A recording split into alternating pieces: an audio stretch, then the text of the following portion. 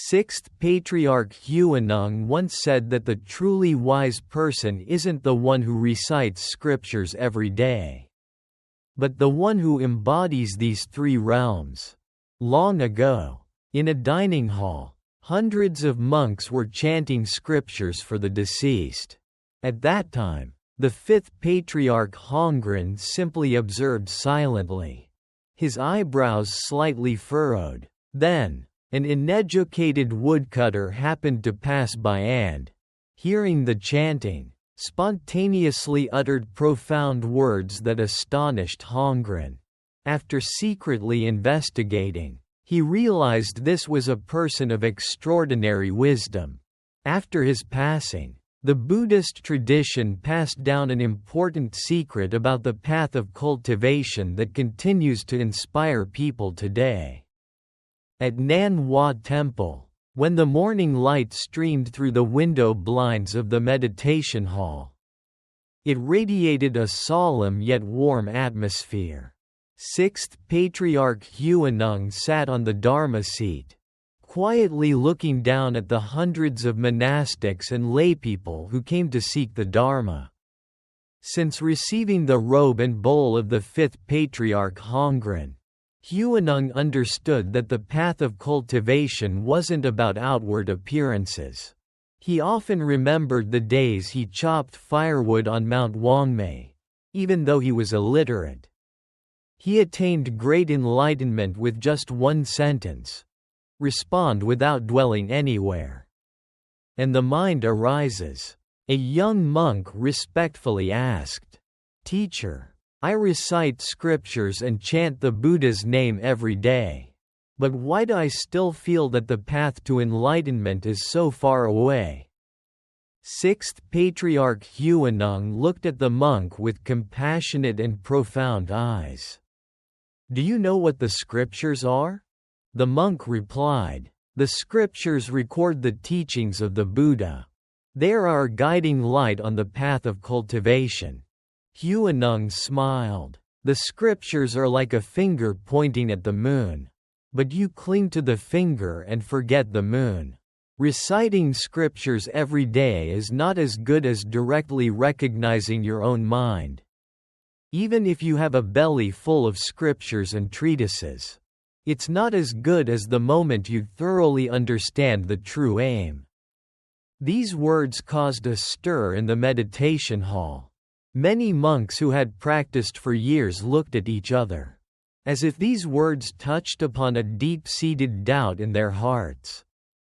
Huineng continued, "When I was at Wangmei, I didn't know a single word, but I still received the fifth Patriarch's robe and bowl. What does that tell you? That cultivation values enlightenment, not the meaning of words. Many people put effort into reciting, but they forget to reflect on their own inner nature." An old monk with white hair stood up and asked, "So, according to you, how should we cultivate?" Huineng replied firmly, "Cultivation isn't in temples and monasteries. Nor is it in scriptures. Everywhere in life is a bodhamanda. Every action, every thought is cultivation." A thin monk asked again, "We often hear about seeing our nature and becoming a Buddha, but we don't know where to begin."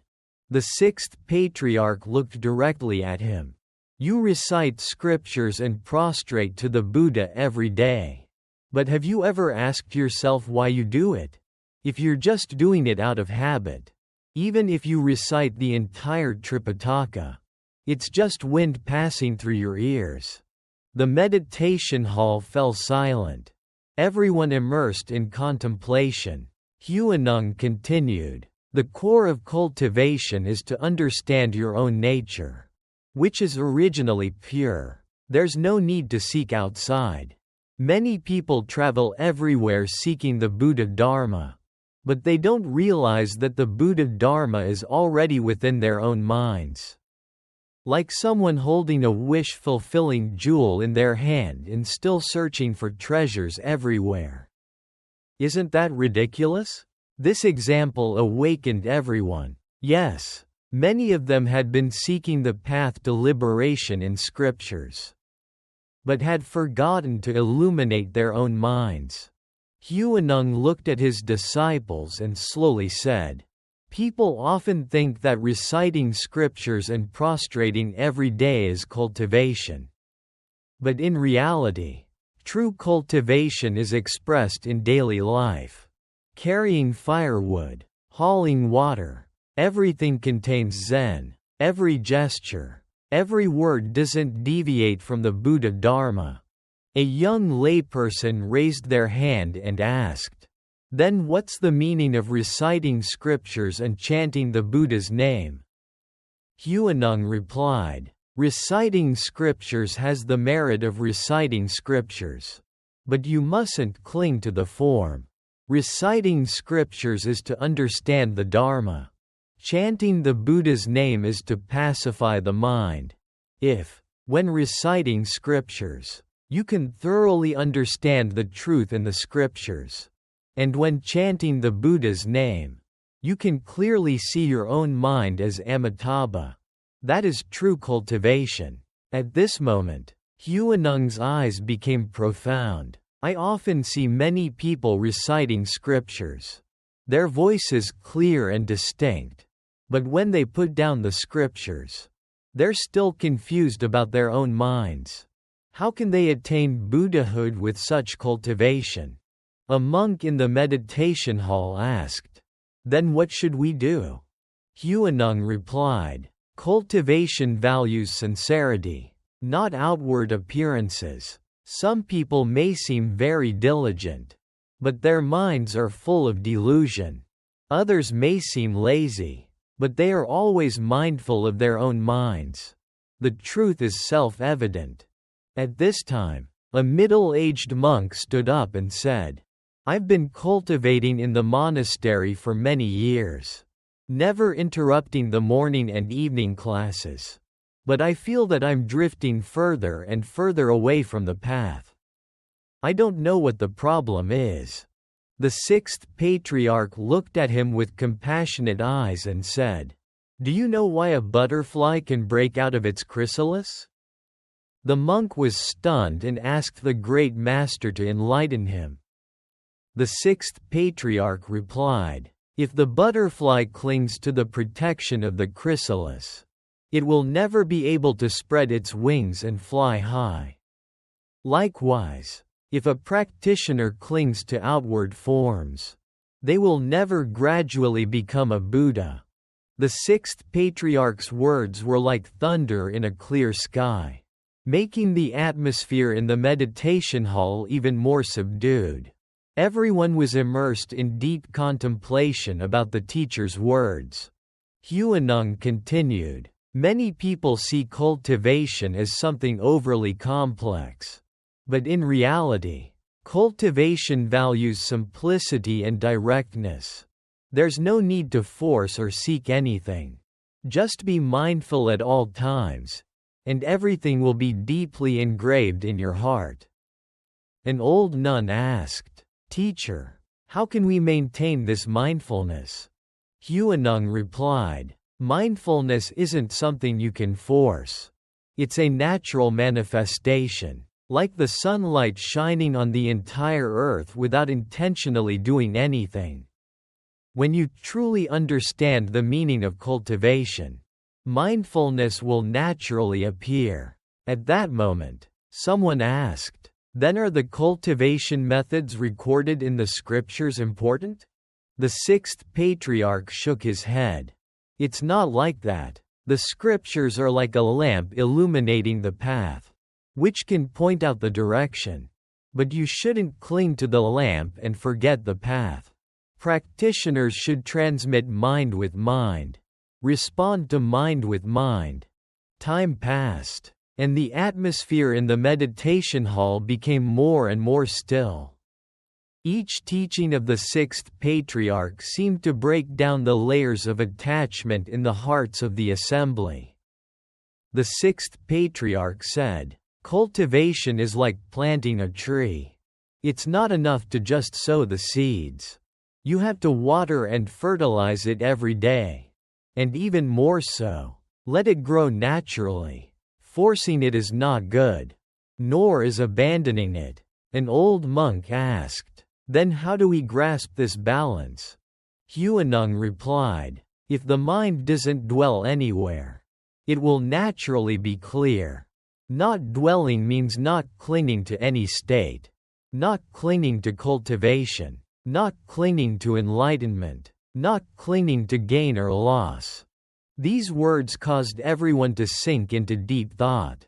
Yes, many of them were still pursuing some state, but that pursuit itself had become another kind of attachment. Huineng, seeing through the thoughts of the assembly, continued to teach, "The most taboo thing in cultivation is to hope for quick success. Some people always yearn for early enlightenment, but they don't realize that this very desire becomes the biggest obstacle." A young practitioner asked, "Then with what kind of mindset should we cultivate?" Huineng replied, "Without seeking anything, without obtaining anything, when the mind dwells in the present reality, not chasing the past, nor hoping for the future, then you will naturally see the original mind, which is already complete from the beginning." Someone in the meditation hall asked again, "Teacher, you say that cultivation lies in mindfulness. So how should we practice in daily life?" Huineng replied, "Every action and gesture is cultivation. When eating, just eat. When sleeping, just sleep. Don't let your mind wander. Don't cling to external circumstances. That is cultivation." Someone wondered, "These things are too simple. How can they be called cultivation?" The sixth patriarch immediately asked in return, "Do you think that cultivation must be difficult and arduous? True cultivation is returning to your original nature, reflecting on your own mind. The more complex, the less real." At this moment, the sun was already high, and the light streamed through the window blinds, shining on the sixth patriarch's Dharma seat. The entire meditation hall was filled with a peaceful and tranquil atmosphere. Huineng looked at the assembly, his voice full of earnestness. Cultivation is not about becoming someone else, but about becoming yourself. Many people cultivate because they want to achieve something, but that very desire is an attachment.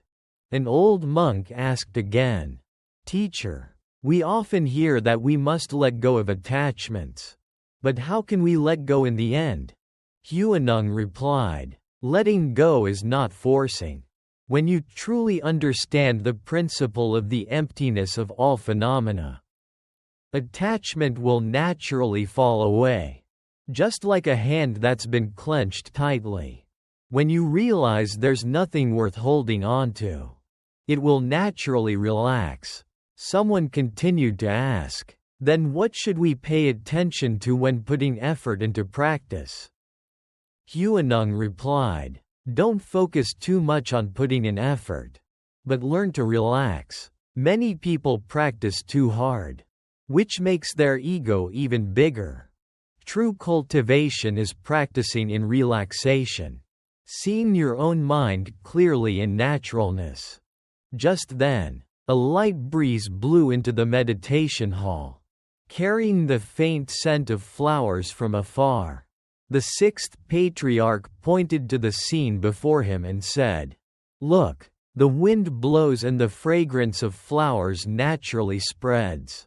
That is the best method of cultivation, not forcing, not striving. Everything arises according to conditions." Everyone looked out the window, and seemed to have realized a new layer of meaning about cultivation.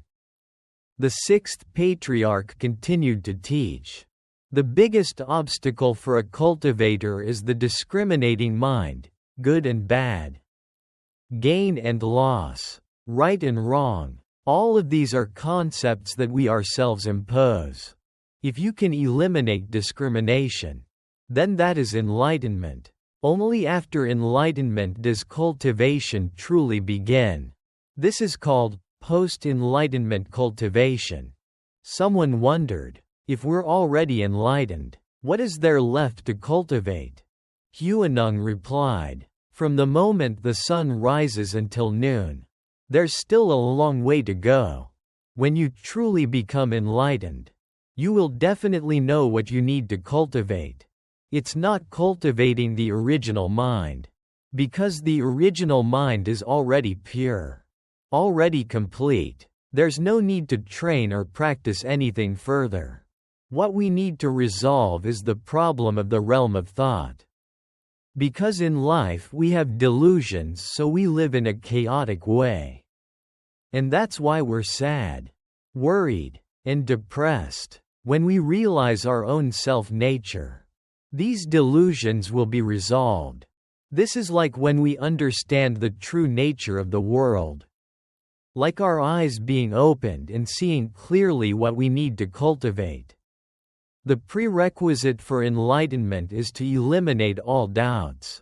Like eliminating the impurities in the mind. Once enlightened, the next thing to do is to change our habits.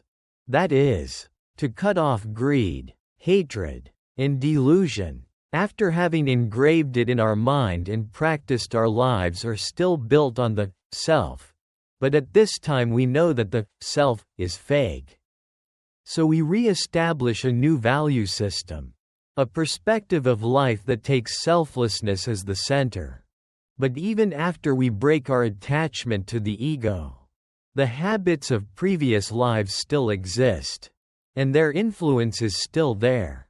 Although doubt has disappeared, greed, hatred, and delusion have not been cut off. And they still affect us. So what should we cultivate at this time? It is to gradually reduce and cut off greed, hatred, and delusion. How to cultivate? It's through mindfulness and observation. Using the true mind to abide in emptiness. Observing the deluded mind. Observing each thought that arises until we can firmly hold onto the original mind without wavering. Reaching perfect fulfillment. What is the true mind? For example, in front of us is a glass. This glass exists because there are causes and conditions that created it. So there is a result that we see it. And where there is a cause, there must be an effect. But there is something that naturally achieves itself. That is neither born nor dies. That exists on its own. That is our self-nature. Also called the original mind. And the mind that you are trying to find is the deluded mind of attachment. Why can't you find it? But it is always present? It is present where? In the present moment, never far away. So why don't we see it? Because we are covered by delusions and attachments. Like the sun covered by dark clouds. You can't see it, but it's still there. Because the original nature has the ability to generate thoughts, and that's what makes it what it is, including its function. What does that function consist of? It's to allow the six senses to function. So the six senses can be in contact with the six sense objects. This is the function of the mind. Therefore, the eyes can see, the ears can hear, the tongue can taste. All of these are the functions of the mind. When we don't understand the original mind, it's easy to be covered by the six senses and the six sense objects. What we need to cultivate is not to cling to appearances, but to cultivate in order to see through the essence of appearances. That is enlightenment. The higher the internal strength, the brighter the mind, the easier it is to become enlightened. But every day we expend a lot of energy. And the intake is not enough to compensate for the loss. So how do we save energy? It's to become quiet. That is, to reach a state where the mind just stops. You need to slow down your brain. This is the beginning of the process of transforming the ego. But this doesn't mean that you don't think or stop working. It means that you need to have the ability to quiet your mind and slow it down.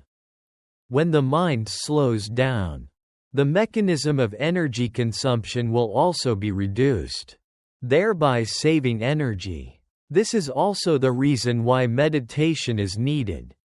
Not only to reduce energy consumption but also to accumulate internal strength. When the energy reaches a certain level, the superpowers naturally manifest, and there is no need to seek them from the outside. If the energy inside does not match the ability to use it, it is easy to cause yourself to overconsume and even run into trouble. Therefore, we must turn inward and maintain the source of internal energy. Concentration is an extremely important factor in the process of cultivation. In Eastern culture, there is a saying, "From concentration, wisdom arises," meaning where does wisdom come from? In reality, wisdom comes from concentration. A wise person is certainly a person with concentration. Conversely, if a person does not have concentration, it is very difficult to have wisdom. Therefore, in this life, a very important task is to cultivate concentration. Try to remember your own growing process. When do you have wisdom? When are your words deep and comprehensive? When do you say things that you regret and do things that you regret? Think about that. According to my observation of this society, as long as a person has strong concentration and a calm inner mind, the probability of saying or doing wrong things is very low. Conversely, when a person is impulsive, moves with emotions, the chances of making mistakes will increase significantly. The mind of a person can be compared to a pot of water. If there are stars and the moon in the sky, when the surface of the water is still and there are no ripples, we can see the stars and the moon reflected clearly on the surface of the water. But if the water starts to move, the image of the stars and the moon will become blurred or even disappear. It's the same with the mind. When the mind has concentration, it is like a flat surface of water, reflecting the universe clearly. But if the mind moves, when we are angry, when we are extremely happy, when we are extremely sad, whatever emotions arise, it is like a strong wind stirring the surface of the lake, or dust covering the mind. At that time, when reflecting on the world, we no longer see the truth and it's very easy to say the wrong things and do the wrong things. The ancients especially emphasized that from concentration, wisdom arises, so cultivating concentration is very important in life. To those who seek wisdom, I advise to start with cultivating concentration. Look at the ancient wise men. Zhuge Liang in his letter to his son wrote, "Without frugality, there is no way to illuminate wisdom. Without serenity, there is no way to achieve far-reaching goals." Meaning you cannot illuminate your wisdom if you do not live frugally. You cannot achieve distant goals if you do not keep your mind calm. This serenity is concentration. A person with concentration will naturally have penetrating wisdom. That is serenity which will achieve far-reaching goals. And frugality means that the mind is not easily agitated. So the will is unwavering. Great men such as Zheng Guofan and Wang Yangming had the habit of sitting in meditation. Why did they have to sit in meditation? Because meditation is the method of cultivating concentration. I advise young people to focus on cultivating concentration. But it is also important to note that in this era there are too many temptations that constantly distract our concentration. For example, before, when reading a book of several 100,000 words, We could sit for hours in the library to study and ponder. But since the internet developed, people have only become accustomed to watching short videos of a few minutes. At most only 10 minutes. Everything is fast, rushed, and hurried, causing people to gradually lose the ability to concentrate for long periods of time. Even in university lecture halls, please observe why it is very difficult for us to concentrate and listen to a full class now and are constantly picking up our phones to look at them. That is because our concentration has been distracted. Not only phones or the internet, but also countless other complex streams of information are also breaking our concentration.